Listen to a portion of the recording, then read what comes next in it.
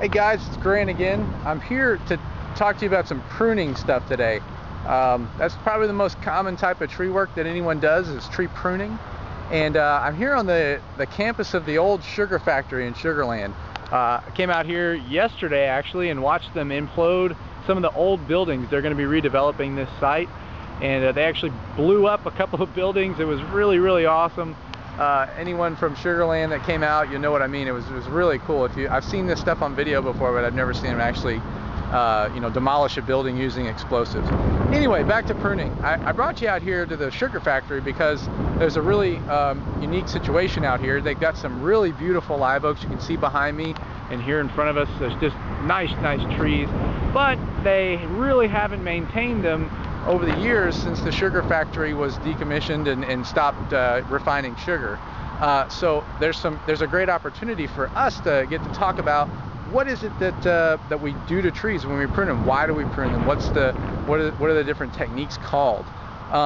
So what I wanted to show you guys, the very first most common type of pruning that we're probably doing on larger trees is going to be deadwood pruning. As you can see probably right in here, you see that there's a dead limb right there. Try to get the silhouette in the background of the skyline there, but you can see just deadwood kind of up in there. No leaves, nothing going on there. That deadwood is a result of the tree actually what we kind of call self-pruning. I mean, the limb doesn't actually prune off like when you cut it with a saw, but the limb dies back and is no longer living, and the tree pretty much just says, look, you're not getting enough sunlight to the tree, so you're done, you're out of here. And the tree eventually falls out. I mean, the branch eventually falls out all by itself, and it's kind of not a big deal if you're in the forest, but what if you're out here and you got cars and you got fences, you got little kids running around in playgrounds and in your backyard, and you got all kinds of stuff that can go wrong when that limb comes flying out of there and hits the ground. Now, it may not look like a big piece up there, but you can look all over the ground here. There's just branches everywhere. If I picked this thing up and said, hey, you mind if I just whack you in the face with this? You probably wouldn't be too excited about that. So it's not a small limb up there that's dead. So deadwood's a big deal. It does come flying out of there. It will fall down all on its own, and we want to preempt that by pruning it out, doing what we call a crown cleaning. We usually crown clean all deadwood about 1 inch and larger. So if it's real small piece of deadwood, you know, it's like a pencil size, we're not going to worry about that too much. But anything about bigger than that, you know, could cause somebody a pretty bad headache if it hit them in the head.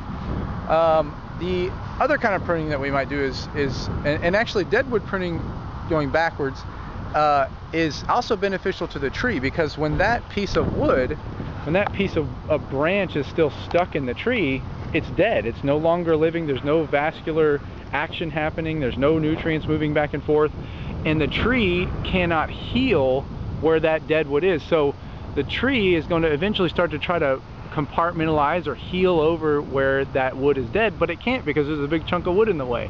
So we go in, we prune that dead wood out. Now the tree can heal back over, and it's not going to be a problem for the tree, so it's mutually beneficial. Second kind of pruning we might do is more beneficial for us. That, you know, if you just had a tree out in the woods, it would just be fine and no one would ever need to prune it. But we live around our trees. We conflict with our trees. We have buildings, we have cars, we have all kinds of things that get in the way. So here's a great example. This guy's truck. I don't know who this is. I hope he doesn't mind me videoing his truck. But you got these limbs coming down, and you know, if this was right in the middle of the street, you'd certainly have a problem. And I'm sure we've all seen, you know, a big moving truck going around and banging into things and you know, hitting the tree limbs and breaking stuff off and causing damage on the truck. And you know, we're gonna do what's called a clearance pruning in order to sort of preempt that. You know, we're gonna go in and we're gonna raise up these limbs, and you see all these forks in here where one fork grows down and one fork grows up. Well, we'll come in and actually prune off a few of the ones that grow down. That raises up the limb because the weight isn't on the limb anymore, and you know, causes gives us the clearance that we need. Uh-oh, we got a train coming. All right, we're gonna have to pause for a little bit because you guys aren't gonna be able to hear. Still going. It's a really long train. Yay, it's finished. Okay. Crazy being an arborist, all right. You got to deal with the environment. So, anyway, we were talking about clearance pruning, about raising up limbs over obstacles like roads and buildings, houses, things like that. So, what we can do is we go in, we can prune off near the ends of a limb, and you can prune off the portions of the limb that grow down. Just prune that part off, and then the actual weight reduction, that limb will actually raise up a little bit, and you can make some clipping at the very ends of the limbs, kind of clip those off. Give yourself the clearances you need. Typically over a roadway or a parking lot, 15 feet is adequate. If you got big 18-wheelers coming through for some reason, you're gonna need to go higher than that, 18, 20 feet sometimes. Imagine, you know, an overpass on a freeway, so you can get their big trucks in. But a fire truck, which is usually ordnance in most cities, 15 feet, you're just fine. So raising up a limb, you know, to clear an object, that's another kind of pruning. We call that crown raising. So we've done deadwood, which is crown cleaning.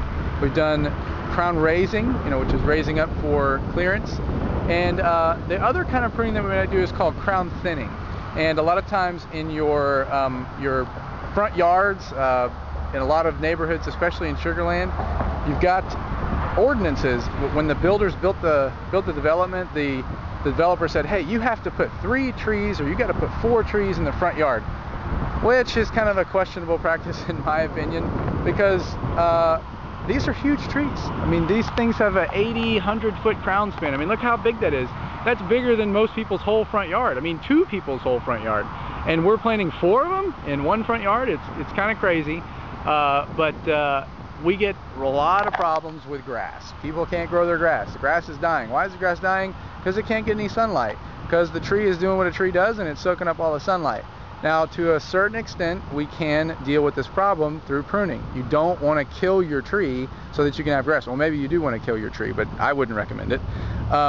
You don't want to do too much pruning because you're going to damage the tree. And it just looks stupid when you prune all the limbs off of a tree. I would recommend, personally, when you've got too much shade and your grass isn't growing, find another solution. Plant some Asian jasmine.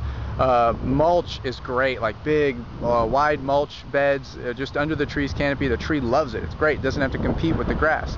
But we can go in and do some thinning in order to get you some more sunlight.